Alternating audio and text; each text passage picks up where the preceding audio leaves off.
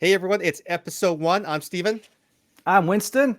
and this is Uh, the show with no name right now, but we're going to call it the flagship podcast of two OG computer guys yeah, for now. original. Original, Yeah. right on. So, how you been, Winston? How you're a new immigrant? Can you tell us a little story about what's happening in your? Well, yeah. It's a to cut a long story short. So originally from the UK, then I went to Hong Kong to work, and of course started all this web stuff, and then stuff happened. Stuff happened? Yeah, stuff happened, and then I decided, okay, let's move out to Canada with my wife, and of course everything's good. Yeah, yeah. Good, good. I'm just settling down, and of course with new setup, I need to get all my vendors to send all my test stuff, all my test rig. It's slow, but it's getting there. I've got my monitors, I've got my hardware and everything. Everything's looking good. That's But right. You yeah. gave away a lot of your old stuff because there just wasn't space to pack it all the way back to Canada. That's right. So with I do I host my own show as well, the Funky Kit Show, and yeah, I'm giving enough stuff away for free every week. Yes, every week in my show we're giving stuff away for free. It's the stuff that I've actually tested, reviewed, and I don't use anymore. And Mm. why sit in the shelf? We could actually give it to someone who's going to Yep, make a better use out of it. yep, yeah. And I got a nickname. I'm the Mr. Beast of the computer world. Oh, Jimmy's not going to like that, but maybe he will. Maybe he'll tune in and Who find out knows? what Who you're knows? about. Yeah. Nice. So this is our very first show. So It is. welcome, guys, and tell me, Steve, what have you been up to lately? Well, I drove 2,000 kilometers in an electric vehicle in winter. We're just kind of transitioning into the spring here in British Columbia, so it's still a little bit cold. I Mm-hmm. still saw negative temperatures, -6, -4, going through the mountains and everything. Still lots of snow everywhere, but I wanted to, clear my mind and also prove that a lot of these, there's a lot of misinformation about electric vehicles. I mean, a lot of people say things, but until you do it, it's really hard to kind of get your head around. And I just wanted, not only for my information but also for others, is that I could share some of those experiences of driving in the winter, of being out there for long distances, especially doing long-term trips, and finding out how much Mm-hmm. the real cost is, so that people have a good understanding of what that's all about. And I think we've actually got a show coming up, Winston, that we're Yeah, going to be yeah, diving definitely. into this. And also, because you're very interested in getting an EV as well, I'm hoping that I can That's answer some of your questions as well. yeah, yeah. I mean, with the EV, I mean, everything's all digital, and it actually measures your, usage, and of course, also it actually warns you if you are running low on batteries, right? So That's right. you mentioned about all the different charging points along your route. So did you manage to actually do as planned your trip, or is it just kind of still a bit risky there with long distance travel? I actually did a lot better than I planned. I actually ended up skipping a lot of stops that I would have stopped at, and I can talk a lot more about that, because Mm. I know that a lot of people are interested, and because there's, hopefully we have an audience listening to us at some point. Please Yeah. send us your questions about the EV show. It's going to be coming up in the next couple of podcasts. I'm not sure which one, but we'll let you know. You can send them to It's Our Podcast Show at gmail.com.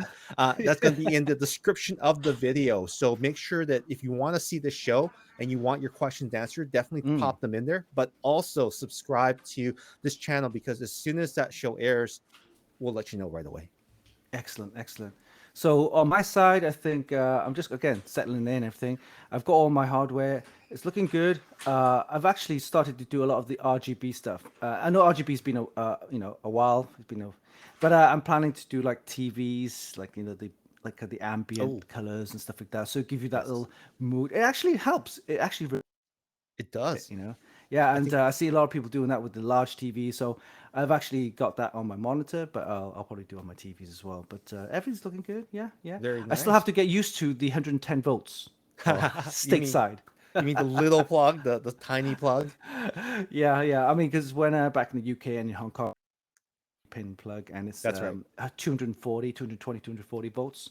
So I'm kind of have to get used to that. So some of the equipment, I just want to make sure that it's dual voltage, or that kind of stuff. Yeah. So I yeah. have plugged in the 110 power bar into a Hong Kong plug before by accident. I think I fried a TV, not mine. I didn't say anything. I just said the TV wasn't working. I'm not going to name the hotel. Yeah, as My bad. Stephen mentioned, it's our first podcast, and we have lots of content. We're going to be getting guests from all over the world. In fact, some of the tech stuff that we do, I'm going to bring modders from Europe. I've got a game streamer also, and of course, cybersecurity. Cybersecurity is a big topic, and my brother's into that as well. So we have lots of topics and tops in terms of tech, and of course, Stephen's got other guests, non-tech. So That's right. that'll be interesting. Yeah, yeah. Yeah, like it's a we want this podcast to be kind of a free form, subject matter of things that you want to know about. And if we can use some of our experience to kind of bring on the right guests to explain some things, or give you value, or a perspective that you've never heard before, especially the real life stuff like driving an EV. Like, I drive one, so I know these Yeah. things. Mm. And Winston, he's building computers and he's still active in the community. He knows these things, so we're going to make sure that we build a lot of value. Plus, there's going to be a lot of opportunities for us to address topics that you're interested in. And I gave you that email address at the beginning. Please let us know if there's any shows that you feel that Winston and I could do a really great job on for Yeah. you as you tune in every week with us. It'll be really exciting. On that note, when I mention tech stuff, I don't go heavy on the tech. Okay, I'm not a tech geek. Literally am a consumer, so I buy tech or I get tech from manufacturers and vendors and stuff like that. I actually do it from a user's perspective, a really simple guide, building, testing, and stuff like that, as if you were a normal consumer. I don't go into the capacitors and the overclocking, the megahertz and stuff like that. It's a bit too very niche, and I think it's really hard to understand. But when I'm talking about tech, it's really simple kind of consumer like minded and more focused on the experience that normal users have. So you're Yeah. okay. You're okay. Yeah, I'm definitely more of the same. It's why we kind of click on that, is because a lot of these super techy topics. I mean, we'll bring in an expert for Mm, that if that's something that you're really interested in hearing about. But I myself, I come from the perspective of an end user. In fact, like a lot of the things that I purchase, I definitely look at the user reviews to see, okay, there's going to be one or two technical people that don't quite like the voltage variance of this particular part. But mm. if the overall user experience and the positive feedback and this customer service as well is Yeah, good, I'm going to be that guy. I'm going to go out there that's and, right. and check it out myself for sure. That's Exactly. why we buy so much stuff, and that's also why we end up giving away so much of it. Or you what I know. do find myself is like, oh, I need something to do a certain particular job. Like, for example, if I'm outdoors, I want to record myself with the equipment I have, then I need to get something that will best match my, requirements. And I just search and it's, oh, this product looks good. I'll ask them if we could do a review on the product, and I actually do it. And for example, there was one product that I had. I wanted to hold the camera, for example. When you try to click on the look at my hand. It's covering Yeah. the lens. It's covering the lens, so I can't Yep. take a picture. So if I flip it around, my button is not here. It's down there. So I Yeah. can't even. So there's a new little gadget that they can actually is like a clamp. They hold like a DSLR camera setup. Okay. Is a battery built in, and the button's on this side, so I can just hold one hand and just go with the phone. Oh yeah. So They showed that yes, off at a CES show a couple years ago. It was I can't remember what it was, but it was some Kickstarter. Kickstarter. I think it's called Shift Cam. Oh, But maybe. Yeah, that kind of yeah. product is really simple, kind of consumer gadget type of product that everybody can use, and that's the kind of tech that I'm talking about. Yeah, yeah, Yeah, no, it's interesting how even though we're both like into tech, we never really go all the way up the deep end where we can no longer relate to your average Joe consumer, right? I think it's super important to stay in the know, but it's yeah, also a very good idea to be able to address 80% of the population with some of your experiences so that they can relate to that. yeah. Technology is just, there's so many ways that you can go about it that you can't be on either one of the others. Better to be somewhere in the middle. Yeah, and price matters as well because you can get super tech with the super high end expensive stuff, or you can go consumer, which is affordable and people are able to buy, and availability, right? So Yeah. that's all included. Sometimes you Yeah, just don't need the top end stuff. Sometimes the middle of the road or even just slightly below is yeah, is yeah. just fine. And I think that's where we're very experienced in kind of assessing those needs. Now, speaking of being, very similar, I think we're both restaurant brats, right? Where was your restaurant? You're in the you were in the UK, right? Yeah. So we're kind of course, we have Chinese ethnic upbringing. So we have restaurants, our family restaurants. So mine's based out in Cardiff. It's a city called Cardiff, and I say Wales as part of the UK, Yep. United Kingdom. And yeah, I've my family's there.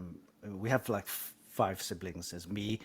Well, it's my older brothers, my sister. There's me and two younger brothers, and of course my mum and dad. And yeah, we're upbringing with just restaurants. So we're like 10, 15, 20. We're in a restaurant cooking and stuff like that. But yeah, it's always my little tech is my heart, so I love tech. But upbringing is interesting because now I can cook as well. So I can actually do a cooking show. Hey, Oh, put there that, you put go. that, put that in Yeah, your we'll have to write down cooking show coming up, cooking tech. yeah, We'll cooking make sure we tech. cover There's that as well too. that's true. Yeah, there's a lot of new tech which for cooking and stuff like that. So yeah, upbringing. Of course, Chinese family is very strict with their you know uh, manners and stuff like that. But yeah, Yep. it's really good. It's interesting upbringing. But how about Now, you, Steve? well, I wanted to point out that Cardiff is also home of the BBC, one of the biggest studios there that films like Doctor Who and Yeah, a lot of yeah. the other shows that BBC is well known for is actually in Wales and Cardiff. Yes, we got a lot of Welsh stars, film stars actually come from Cardiff, but London is the main city with the of course BBC studios, but they have a Welsh studio as well, BBC Wales, and Hmm. we do get a lot of stars up, for like I said, Doctor Who and a few other shows coming from Peter the UK. Capaldi is Welsh, isn't he? Yeah, and Gareth Bale, if you're in Ah, sports, we've got Gareth Bales from and Ryan Giggs. They're all famous stars, football stars. So they're all coming from Wales. Yeah, did they definitely. eat at your restaurant? Yes, actually, Oh, Gareth Bale went to the same school as I did. So wow. I went to Whitchurch High School, and Gareth Bale was at the same school because he's, of course, younger than me at my old age. But Oh, yeah, he was in the same school as me. So it's a small kind of town feel, very similar to Vancouver, but it's very nice. Yeah. So now every time come over to Wales, it's more sheep than people in Wales. is okay. So Cardiff in Wales, like that's landlocked, right? Is it an No, island or yeah. So it's if you look at the map of UK, you got Scotland up north, then you yep? have England as the main part, and then you have Wales on the west on the left Okay, hand side. So Wales is about, I guess, the size. I'm trying to figure out the size. It's not huge. It's about the size of I guess, I don't know. It's seaside a town. small country. Yeah, it's about, I would say, island wise. If everyone knows Taiwan, so it's about the size of Taiwan. Okay, all right. Yeah, Well, speaking yeah. of an island that's like an island about the size of Taiwan, I'm actually from a place called Vancouver Island, which is actually Oh. off the coast of British Columbia. You have to take a ferry there, 1 hour 45 minutes, and you drive your car on from Vancouver, and you take Hmm. the ferry, and then you drive off, and you can either come out near Schwartz Bay, which is in the Victoria side, or you come out at Duke Point, which is or actually not Duke Point, sorry.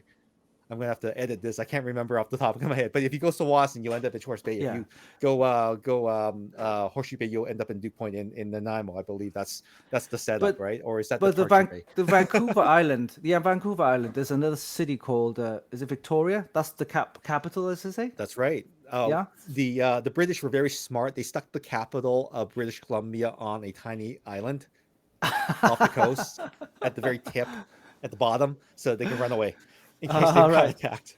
All right. So yeah, So Victoria. So I'm still getting kind of wrapping my head around the actual Vancouver or Greater Vancouver area. So you have like Vancouver Island, the Victoria.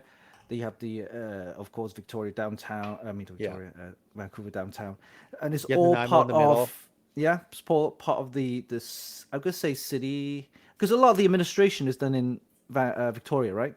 A lot of the The administration is done Victoria. You're right, and I'm a terrible person to tell you about these things because I've already screwed up the ferry terminals because I totally screwed up the one in the Nanaimo. There is another ferry terminal somewhere else, but I've never taken that one, so I don't take the ferry very often. So my bad. I apologize to all my fellow British Columbians, but I did grow up on Vancouver Island. I came out here when I was going to going to College, college. college, yeah, But we yeah, did have a Chinese restaurant, which was a very common thing to find on the Vancouver Island side, because a lot of mm-mm-mm. families that immigrated from Hong Kong, they knew how to Yeah, cook, they knew food and everything like that, but they knew also that the tastes and preferences of North Americans were a little bit different. But at the same time, though, we were able to make food that tasted really good, really hot, had that exotic Asian flavor. And my parents moved to Vancouver Island, and I was born in Nanaimo, which is on Vancouver Island.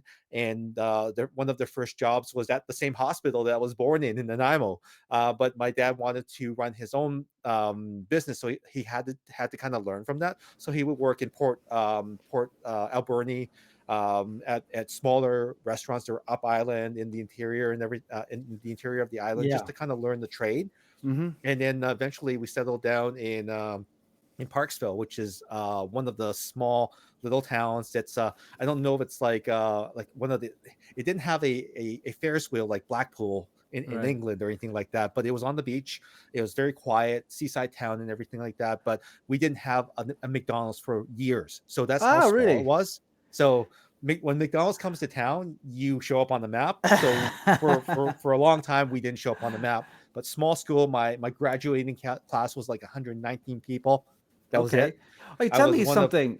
yeah, So you went to college in actually Vancouver, Vancouver. Okay. So yeah, uh, from that time, was that the time when you got into tech, or is it something that you were always into, like as a yeah. kid? Tech is something that was kind of weird. I mean, I was one of like I also went to university on Vancouver Island as well too. But I switched to college. But during my university days, Yeah. the funny thing is that that's when I really got into like really got into kind of computers and what they could Mm-mm. potentially do. Like Yeah. beforehand, I my first computer was a 386DX, which was the not the SX. The SX was the crippled one. The DX had the coprocessor, and That's it was right. running at 33 megahertz, and it had like a whole I think it had like 4 megabytes of RAM on it. Oh wow! Hey, listen, you had the 360X. Me, boy, I tell you what though, my computers will way outdate you. I'm telling you. I've got history. I've got a lot of history. My first computer, believe it or not, oh, you want talking about PCs? You're talking about, right? Because Yeah, if this is Intel bef- PC. Yeah, I'm talking well, for me way before PCs. I'm talking about Commodore 64s. I'm talking about mid 80s. Yeah, Commodore 64. That's me. And then we went on to Amigas. Then of course all the consoles. Then my first PC was actually a 286. wow. See, I Yeah. was always envious of the kids that had the Commodore because they would have logo. They would have, Oh. they would play, Yeah. Yeah. do Yeah. logo, Yeah. and then Mm. it would take like forever to load a game because it would be 20 discs and load dollar sign something something something, and then you had the Amiga. I never had the opportunity to actually have one of those machines in Yeah. my They, own they house. were expensive.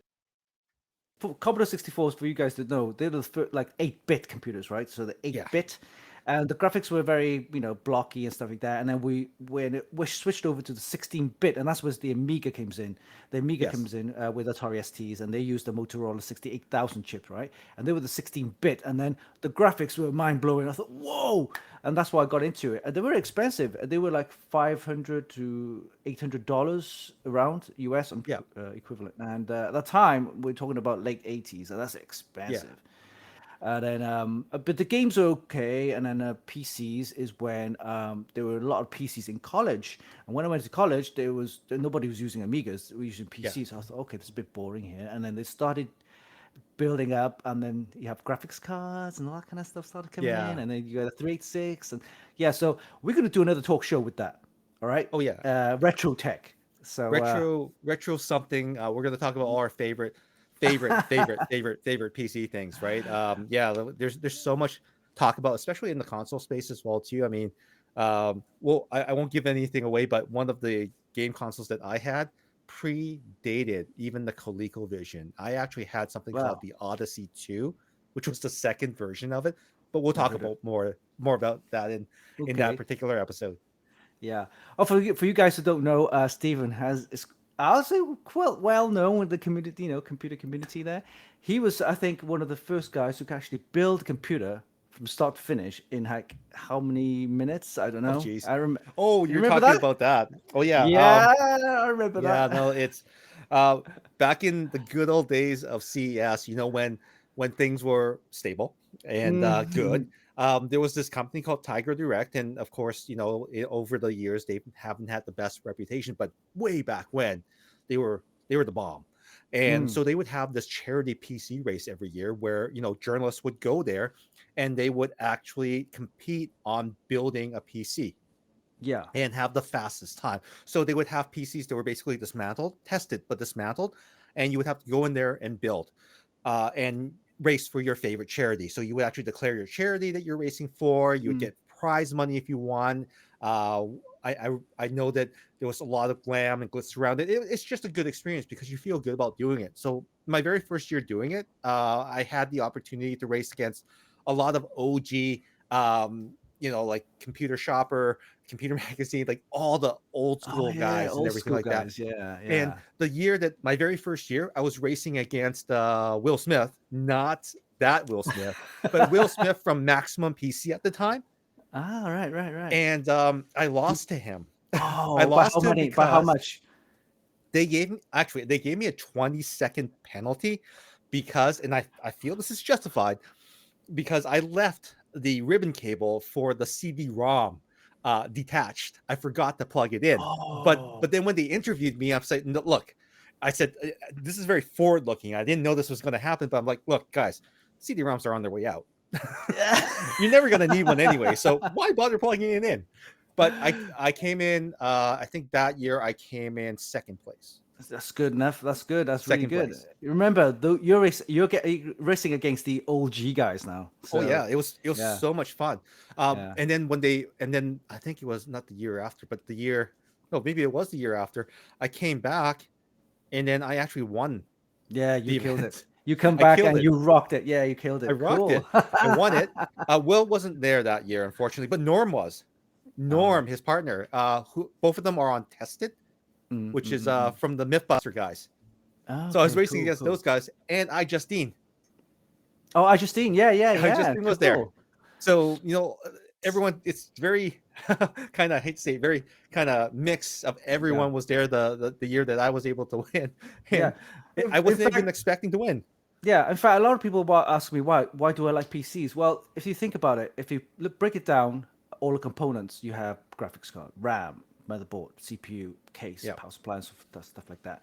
And what I like about PCs is that you can actually build your own, right? So you can have yeah, your own components. You could, if you want more RAM, you could add more RAM. If you want more colors, RGB, you can stick more in.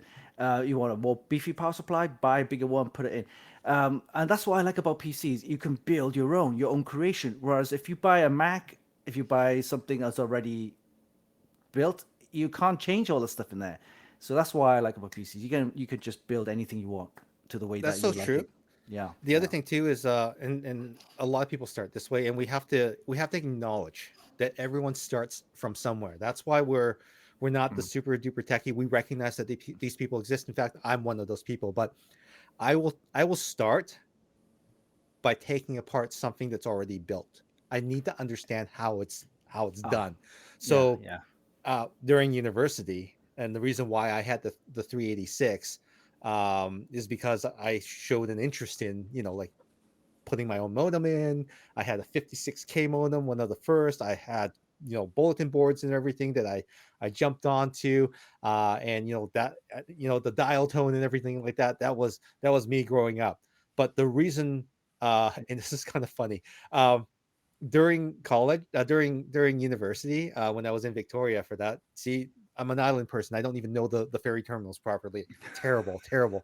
Um, I asked my parents for an upgrade, and that was the year, I believe, that Intel unveiled Pentium, Oh, Pentium. Yeah, I remember them. right? Yeah, So in the Pentium very 60 first was the first year, one that, whoa.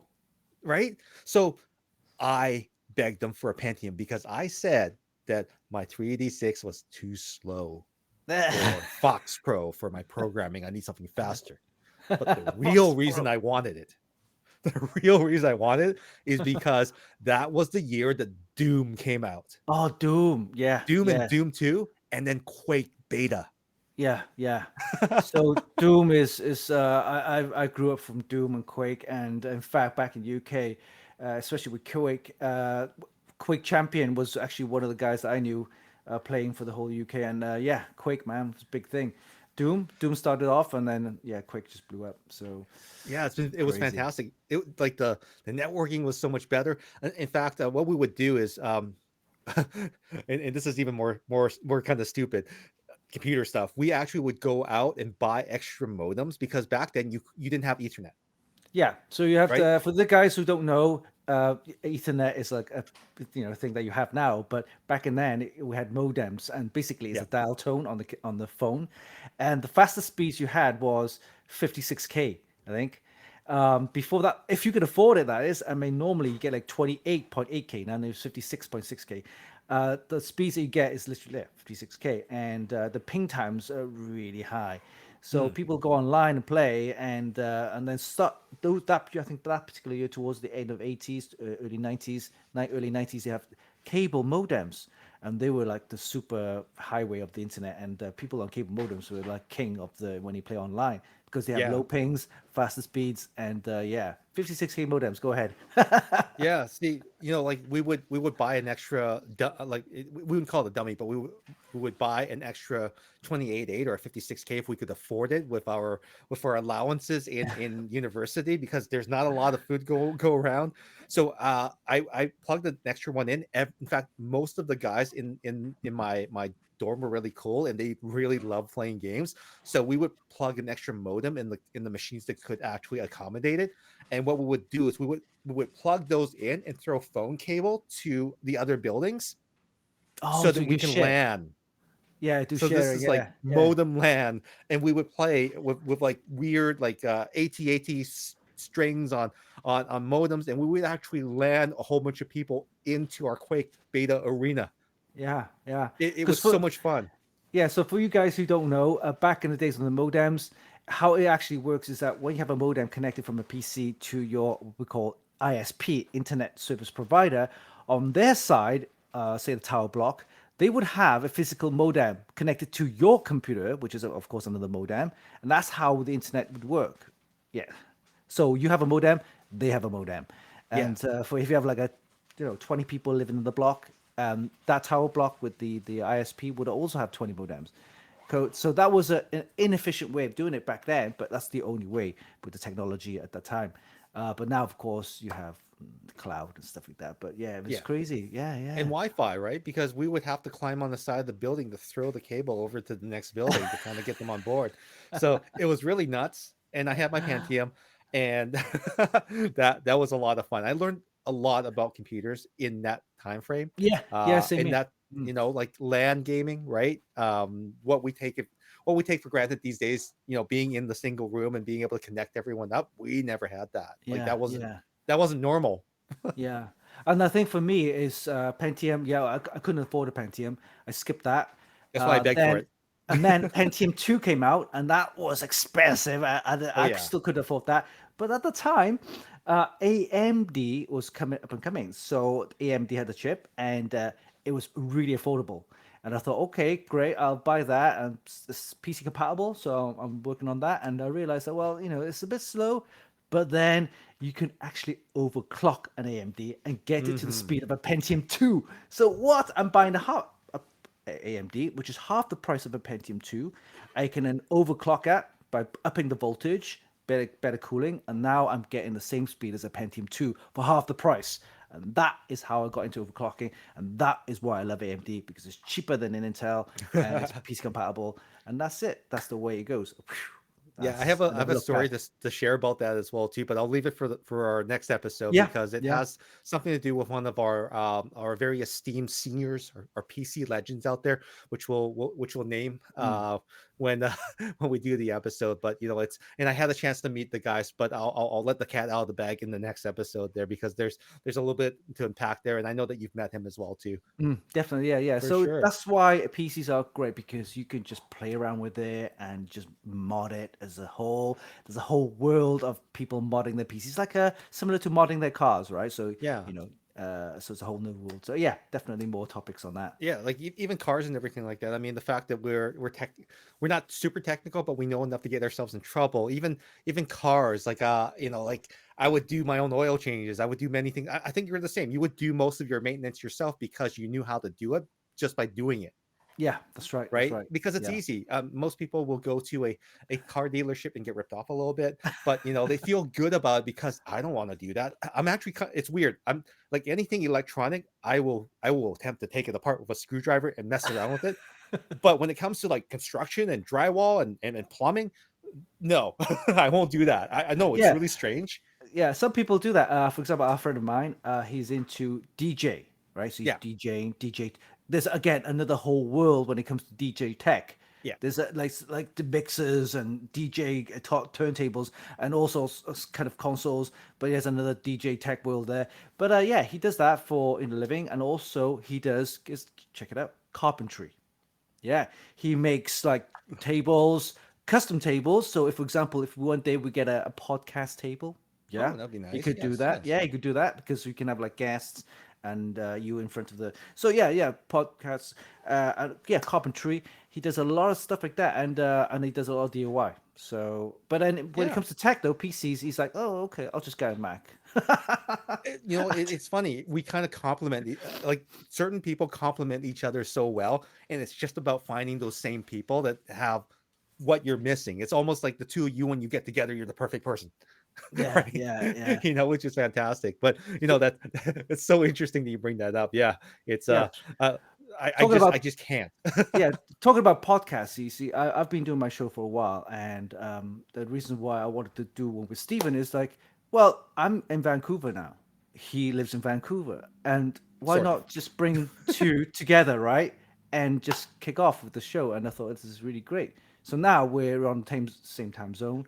We can talk about the same topics. We're very similar in terms of the content that we do as well. So we want to share with you guys. So that's what the whole session is about. Is through And you know. so far, we're self-funded. But if you know a good sponsor that would Mm, love to kick in a few dollars, we would love to accelerate the growth if you want that done. But you know what? We're perfectly fine growing at our own speed, and subscribe. hopefully, we can find audience like you that is loyal, that gives us feedback, that lets us have the opportunity to get better every single week. So we're not too much into getting sponsorship or anything right now. I think that would be something that's way, way, way down the road.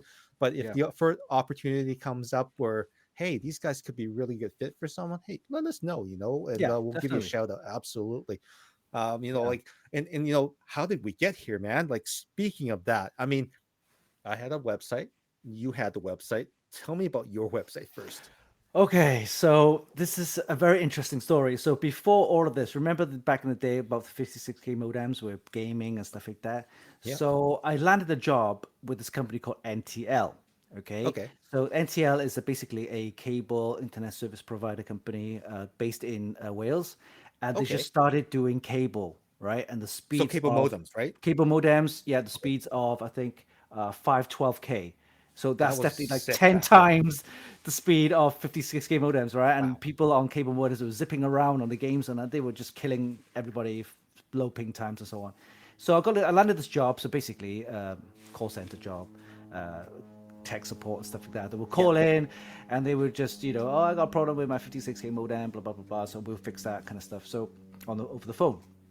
So I would do the basically the graveyard shift. So for guys who don't know, graveyard shift is like 7, 8 p.m. till like 2, 3 in the morning. Yeah. So nobody was like, after 10 o'clock, nobody would actually phone. So during that time, of course, I'm in the UK time zone. So very quiet about 10 p.m. So I would do myself a little bit of learning. So I would learn Linux, I would learn Unix and, that kind of stuff. And there was one website I went to that I regularly go to. It's called All Games Network. Okay. It's gone now, but it was I think a US based website, and it had a massive forum. It had like hundreds of thousands of people on there. They would do basically reviews. Yeah, reviews. Okay. And I thought that's pretty cool. But then what hit me was one time I went on and they had a video review of a TNT graphics card, right? Oh yes, the Reva Nvidia's 128. yeah, Nvidia's TNT graphics card. I thought, what? And it was a video review on their website. I clicked on it. I thought, whoa, that's it. That's it. I thought, okay, this is what I'm going to be doing. That's it. Now, for And those of you at home in yeah, Canada or wondering, NTL, it's NTL, right? NTL, yeah, yeah. Okay, so NTL back then would be like Shaw and Telus. So back in that day, while when Winston was over servicing cable modems in Canada, we would have ADSL, and we would Mm-hmm. also have Mm, cable. that's right. Cable Yeah. was done by Shaw or Rogers. They switched names at that point, or they switched territories. But that was Telus. That was those cable modems, those massive gray heatsink things. I think they were the same in the UK. Yeah, yeah, Yeah, they they were had the big, right? ADSL. What ADSL back in the UK was for more business people. I don't know why. I Mm, think ADSL was more BT, British Telecom, and okay. ADSL was one of the main things. For cable modems, there were small, localized kind of service providers, and I thought, okay, well, might as well go with that because it's cheaper and you can watch cable TV. That's to Yes. go with the cable modems, and that's the whole reason why I got into the cable. I was working for them, but yeah, talking about the website, that kicked off, and I thought, okay, I'm gonna be doing that. And then about a year later, from working at NTL, my brother started a computer shop. Yeah, he started a computer shop selling components and things like that. And I thought, okay, this is really boring, building some PCs. Back then, it was just beige and gray. There was nothing RGB. It was just no like super water cooling or anything like that. It was just a standard heatsink and a beige box, and we were building these PCs for businesses and stuff like that. And and I thought, okay, let's see what I can do. I started researching the US, and they had like water cooling. They had these fancy heat sinks with Mm, golden orbs and that kind of yep. stuff, and like windowed PCs. I thought, oh, this is pretty cool. So I started like maybe asking my brother, hey, how about getting some of this stuff in? And I thought, okay, maybe we can build some interesting PCs. I thought, okay, he did. Got some samples in, and okay, hey, I could, write about this. I could test it out and see what it's like. And I started my very first website called AMD 3D, hence Mm, because I'm an AMD fan. yep. AMD 3D, it was okay for a while, and I thought, okay, wait there, AMD 3D, that's going to be really very niche. It's going to be targeting at AMD users. How about a name change? So we did that to CPU 3D, right? Mm, CPU 3D, and then that went on for quite a while. And to cut a long story short, something happened with the website. The servers kind of failed, and I thought, okay, that's it, it's gone. That's it, yeah. literally. So backup, very interesting, and also use stuff which is basically, I would say, off the shelf. In other words, off the shelf, things which are readily available that you can get on the community to help for advice and stuff like that. But anyway, site's down, it's gone, and that's the reason why I went to Hong Kong and it's for 10 years. And I kicked off, restarted the website called Funky Kit. And here I am now after like 10 years. So still doing Funky Kit, again, reviews, and of course building systems, and of course covering the tech shows and stuff like that. So Funky Kit, here I am. That's No, it. you're How still about you? going. You're still going. I'm not. But like way back when, this is like what 2000. I started actually before I started the website, actually started writing reviews. My one of my very Mm, first pieces of hardware that we would consider like the precursor to what gaming and PC enthusiasts was that Rita 128. I that's had the the Viper graphics card. 330. That is That's the graphics card. So I had the Viper 330, the Diamond. It was the cheapest version of it at the time that I could get my hands on. So yeah. then came Monster 3D. So that was Voodoo. Monster 3D. Yeah. Voodoo, So I yeah, actually Voodoo. had Voodoo. So I had the Voodoo, I had the Riva, and I had the games. So cool. And then I'm like, oh, what's next? Oh, Voodoo 2 comes out. Oh, but you Yeah, can't just that's have one. You need two of them. Okay, I bought both. in And that's SLI. how everything started. SLI, right? Early SLI. But it wasn't until um, I got the Matrox G400, which was the first dual head card that ran two Mm, monitors at high refresh rate that promised really great gaming graphics, which never transpired. It wasn't as good, yeah. if I recall correctly. I wrote a review on it, and some website, I guess, reached out to me and saw what I had talked about on my personal blog and say, "Hey, can we have you write more reviews?" And Oh, I'm like, cool. sure. And I can't even remember what the name of it was, because it was just so long ago. Yeah. But this is when the time when, like Tom's Hardware was just starting out. He started Yeah. working with jumpers and everything like that. And I'm like, okay, this is pretty cool. And then when I started working at like my first tech company, I guess after I got off the island, a company called Microcell Telecommunications, which became Fido, Oh, we can which find it. is the phone Okay. provider, which Mm-hmm. then got purchased by Rogers. Right. That was the company I worked for. I worked for the OG version of Fido. So I met a Oh, bunch of right. people, and this is around the .com boom, Mm-hmm. right around where everything's just kind of taking off. Everyone's like, yeah, so excited to get eyeballs and more visitors to your website, and that's all people cared about. Mm-hmm. The I was numbers, right yeah. in there. Yeah. Yeah, I was right in there with a few people saying, yeah, let's start a website. So the first website was FutureLooks, and we actually started by making content to get people to come to the website Mm. and look at things.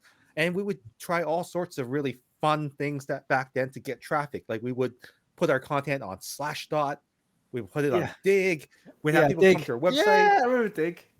and it would crash our web servers. We would get billed for too much bandwidth. It Yeah. was Yeah. just a real problem back then to build a website.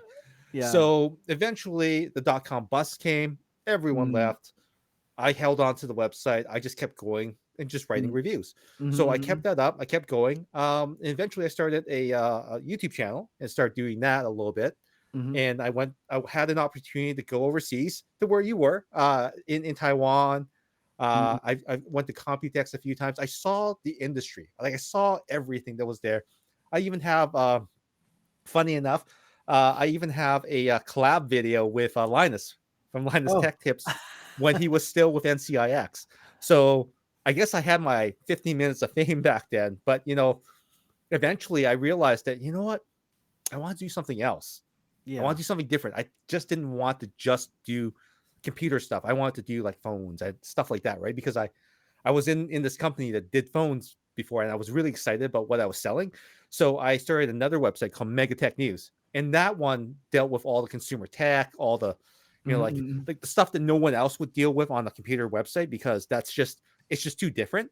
So Yeah. I would go there and I would write about that. And I had a small staff of writers around the world. We would just contribute and everything. I started building two different websites and also two YouTube channels. But Yeah. you know what? I'm a fan of the process, right? So eventually it just got boring. Like I've done all these experiments, I've done it all. So yeah, I just wanted to go test myself to do this stuff for other people to see if I could do the same thing in other industries. So I went and I started working for something completely unrelated, which was a cutlery company in Canada. Yeah. So I Yeah. started, I yeah, heard that you did. Yeah. Yeah. yeah. So. So I started selling knives, and one of the funnest things I did was took a lot of the things I learned from running websites, Yeah. all the marketing experience I had, because I had actually, marketing is actually my background, Mm-hmm. so that's what I went to school for, and the things that I was able to do in that industry, um, were, quite frankly, I think, scary to some people, because all of a sudden I noticed that a lot of these companies started to contact the office and ask the boss to bring me along for lunch for some reason, to, I guess, try to get some secrets out of me. I don't know. But I was flattered, of course, so I go along. Uh, I share what I know.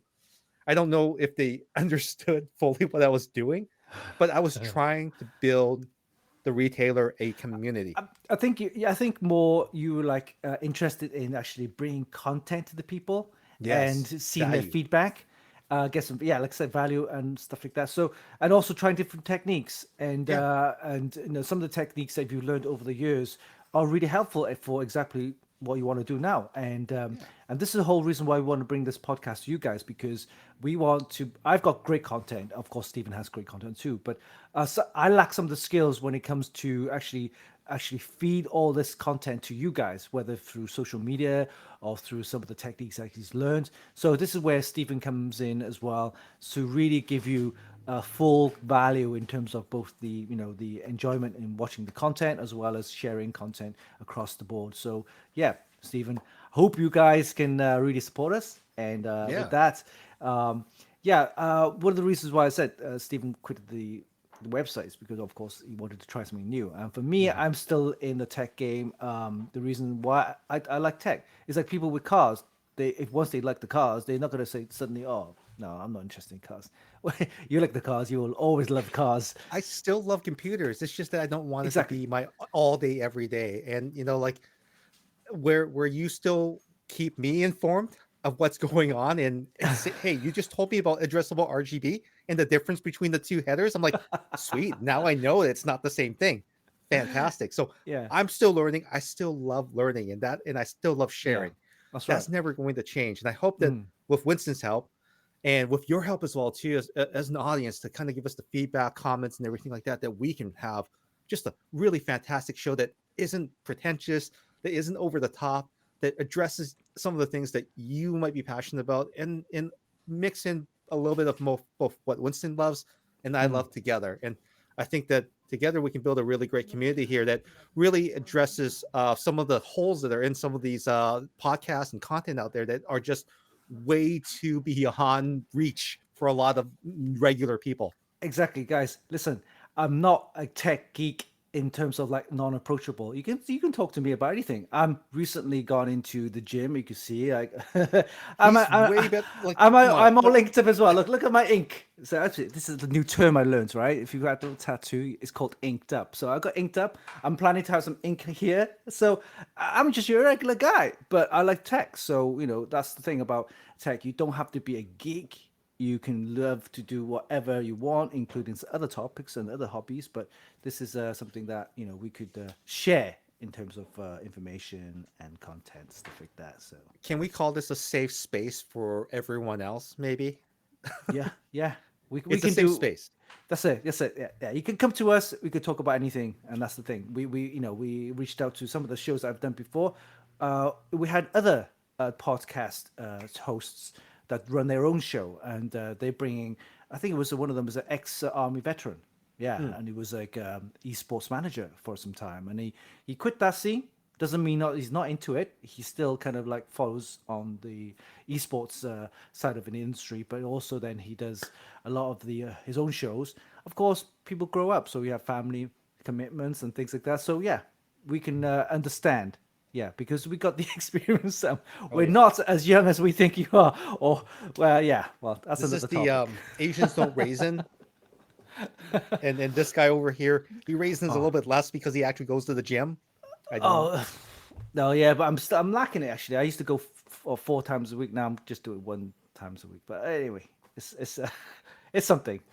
He looks good. I don't. But like, if you want to follow us around, we're also on social. We're trying to build our presence, our personal brands online. So you can find me on Instagram. I'm at Stephen Fung, Mhm. or on Twitter. I tweet a lot at Stephen Fung as well. What about you, Winston? Yeah, same here. I've got a Twitter account, so it's at Winston Chim, and also on the Instagram at Winston Chim as well. So, but yeah, do follow Steven's Instagram account because he has a lot of interesting reels on there. He's done this 2,000 kilometer trip across Canada or to the Rocky Mountains, and he's actually put all those reels in there. Very interesting on how he actually just dashboard. That dashboard is like the batteries go. Dee, dee, dee, dee, dee. I was like, yeah, I'm getting there. I'm getting there. I missed that stop. Oh no, we gotta go back. But very interesting reels there. And for me, if you look at my reels and my content on Instagram and social media, it's nothing to do with tech. My ones is all about I don't know the vlogger I life, I guess. I would say that it's you coming to Canada and buying into the lifestyle. Like he's just bought his first Canada Goose. He'll tell you more about that. Yeah, But that's I'm gonna have that's to a teach you a few things. Okay. yeah, that's a very expensive investment, but I need it because I'm gonna actually go to Banff.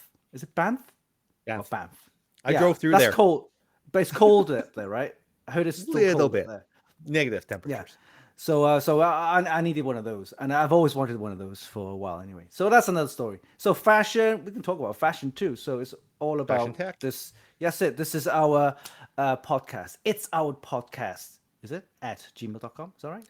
Yeah. It's our podcast show at Show. gmail.com, and we'll put that entire address down in the description area for you so that you can send us messages and let us know. Hey, you know what? Have you ever done a show like this? How do you would you consider doing a show like this? You know what? We might, Yeah. because I think that we're looking for ideas to kind of riff about, and if we make it interesting for you, I think that's the most important part. And if Mm. you are entertained genuinely, definitely hit the like button and leave a comment below to let us know what we're doing right or wrong. Yeah. Yeah. We want to improve. We have to learn. Yeah. We look. Have any questions, leave a comment and any ideas for up and coming shows. But for the next, I think for the next 10, 15 podcasts, I think we've got plenty of content. We're going to go with that. And of course, again, your comments is much appreciated. And of course, we're looking for sponsors as we go along. So, yeah, All right. Well, excellent. it looks like we'll be seeing everyone next week at the next show. Take care, everyone. And have a great weekend. Thanks. See you soon. Bye bye. Bye.